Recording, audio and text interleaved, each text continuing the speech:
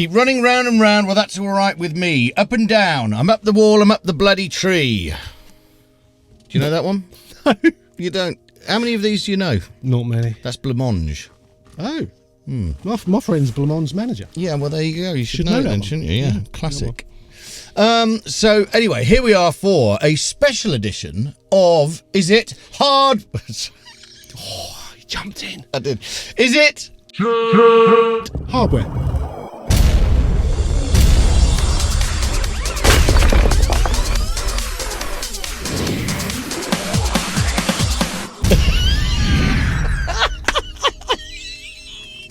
Hardware. hardware? Okay, well, we actually had a special request from a good friend Peter to go through some of the hardware. Hello, Peter.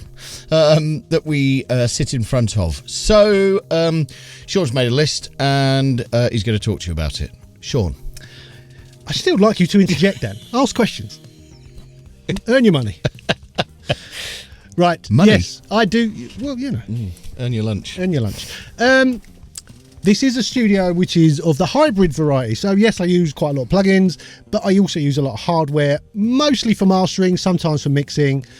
Hardware still has a sound, I think, which is not 100% possible to replicate in plugins. Some things are just easier to use when it's a reach and grab it situation rather than using a mouse.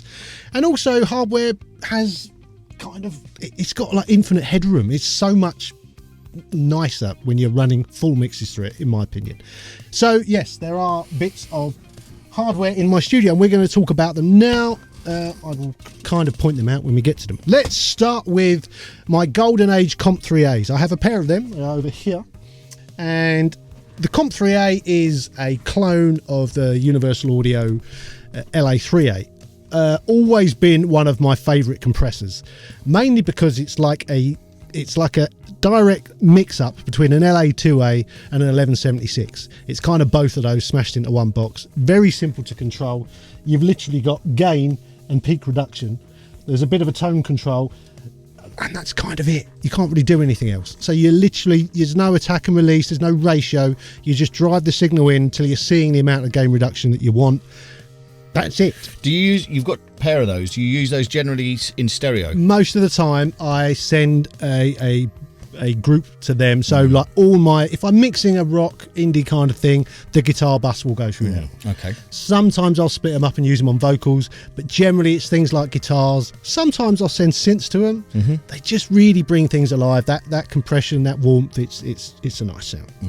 Very cool. So that's the Comp 3As. Next up, we're going to talk about the Golly cross compressor, which is the colourful thing there. Good golly, Miss Molly. So Golly is it's basically a one-man operation. This guy hand builds all this stuff himself. He makes some incredible things. But the cross compressor was something I've been eyeing for a very long time, and it is basically it's split into two bands. So there's high and low. This is the higher stuff. This is the low stuff. Sorry, on the left, high stuff on the right. It's very basically like a dynamic EQ. So you set your frequency. You can have a shelf or a bell, and you dial in your frequency, and then you have a compression, more or less. And you can see on the meter here for the low, it will start to compress, and then you move over to the high section. You then set up your high section, compress that a bit.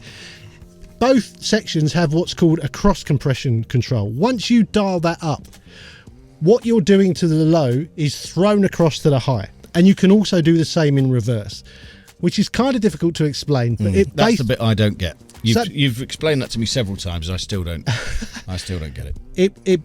What it does is that if you're mastering something where the rhythm of it, the transients of the drums, or the percussion, whatever it is that's driving it, the percussive elements, if they're too buried or not spiky enough, not transient enough, you can zero in on them with the EQ, and then using the cross compression, it really lifts. So when the kick is triggering, that then triggers the high end, so you can get it to sort of attack. Yeah, just it lifts percussion and percussive things out of the mix. It doesn't have to do that. Quite often I just use it as a dynamic EQ, two-band dynamic EQ. But the cross compression for bringing things to life there's nothing else like it. And it's very cool. So it's multifaceted. You could use it as a two-band mastering EQ, two-band dynamic EQ, or a cross compressor. Clear as mud. Thanks for that. You're welcome. Next up is the Drama 1974, which is a stereo parametric EQ. Very much based on the designs of the 70s, hence the title 1974. It's 4-band with high pass and low pass. It's a really nice sounding EQ. I love the fact that I basically do the broad sweeps with that. When I'm working on a master, if I just need more low mid overall, I'll use that. More high mid, more high. I'll do it with that. Just not much, maybe a dB or two, just to broadly get it where I want it. Anything more detailed, that will be done with a plugin. So that's what I use that for. Underneath that is the Gain Lab Dictator, which is a very new compressor. So it's a tube mastering compressor limiter. It's a gorgeous piece of equipment. It's permanently stereo. You can't split left and right, hence the big knob in the middle. That is just dialing up more or less. You can set the attack and release. If you set it in to low comp mode, it sounds a lot like a Fairchild. If you set it into the high comp mode and then set the attack and release really fast, it is brilliant for doing drum bus kind of stuff. I barely touch it. I use like -1 dB on it on the master in the low comp mode. It makes everything sound better. If you want a bit of saturation, just dial it in. Beautiful sounding thing. Next up, in the 500 rack, we've got the IGS S-Type bus compressor, which is basically a clone of the SSL-G bus compressor. It has a few extra things, like it has a side chain, which is really useful. You can trigger it or you can just set it. It has a mix control, which you have to have that, I think. Setting it to 80% really works. It's just a beautiful sounding mix bus compressor, really glues the mix together. Next to that is the DBX 560A, which is basically a 160 in a 500 rack. I use that on my bass bus all the time. Next to that, the Midas 512, which is a parametric EQ. That is directly wired up to the 560A, so my bass bus is basically going through there once it's come out of the computer, and I only use that EQ to add more or less on the bottom frequency. That's it. If I just want to tweak it a bit, I'll just mess with that, see if it works. I'll then probably change it permanently with a plugin, but that's just so I can mess with it very quickly.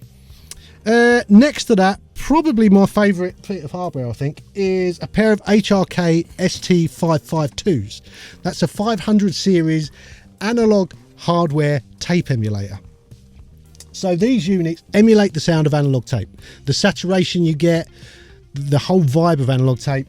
It's a kind of a copy of the RN stuff, the Neve stuff, the Portico ones. It has the red and the blue, so like the silk settings and stuff. I use it on everything, but I have it connected up in mid-side mode. So the left one is doing the mids, the right one is doing the sides, and it basically allows me to add a bit more crunch to the sides for the widest mixes you've ever heard. And it genuinely sounds like tape. It's amazing. I don't use any tape plugins anymore. That's doing all of that. There's a few other bits right over there. There's the Art Pro VLA2, which is a analog compressor. Very, very cheap. It's only about 400 quid. It does have a tube in the output stage, but it's not really a tube compressor. It's a very weird bit of kit. It's very cheap. Not a lot of people like it. I think it sounds absolutely amazing on the drum bus. If you set the attack at the slowest and the release at the fastest, and you really hit it quite hard, I think it sounds epic. So that's all I use it for. And then down here, I've got a Clark Technic KT2A. I did a review on that a couple of years ago, I think, on this channel. That was popular. Popular because people hate it because it's made by Clark Technic and it's very cheap, or people love it. All I'll say is I will still offer this challenge to anyone. No one has taken me up on it. Put that next to a genuine LA2A, blindfold yourself. We'll listen to both. You tell me which is which. No one will get that right. No one. I don't use it much anymore, not because I don't think it sounds legit. It's just I've got a couple of plugins now that sound as legit as this does. That's kind of the only reason that don't get used too much. Other than that, I've got an SSL6, which really is only acting as preamps for these mics for this show these days. Yellow. Pair of Lid 48 monitors, which I absolutely love. Beautiful sounding monitors. Yeah, very impressed with those. NS10s and Auratone. That's kind of it for hardware. There's a bunch of vintage drum machines. I've got a Casio RZ1, a Yamaha RX7. I've got an Arturia Drum Brute, and I've got a Behringer Crave synth. And that, I think, is about it. For the hardware. All the hardware, yeah. Sean, sorry. Go on. I was going to say, is it shit? No, No. I don't think it is. I've never really even looked at your 500 rack. No. Well, fair dues. Yeah. I mean, there's other stuff. There's the controllers, the SSL stuff, and I've got a loop deck over here and a few other bits. But yeah, that's most of it. But yeah, I like that it's all very reachable. I could just sit in the middle and reach everything. And I only bother going out of the box if it's something that I really don't think I can do in the box. I'm quite happy to use plugins most of the time. You certainly get fantastic results with it. I think so. Most of the time, it's just about, if I'm having trouble with a drum bus, I'll take that out and try a plugin. It's just about being flexible, not getting stuck in your ways. Sometimes repatching something to get a better sound. That's all the fun of it. You slag me off for my phone going off. Yeah, that's actually Blancmange's manager. Interestingly, we'll have that conversation in a minute. Yeah. Anyway, did I do Blancmange on the beginning of this episode? It might be a different episode. It might be a different episode. Yeah. Anyway. Thank you very much for watching our sort of Is It Shit specials, the Is It Sean's Hardware. Please like the video. Subscribe to the channel. Maybe become a channel member. We've got an Instagram, which is Studio Life 101. There's a Patreon, there's a merch store, all that stuff, and it's all down there. So until next time, sayonara suckers. Adios.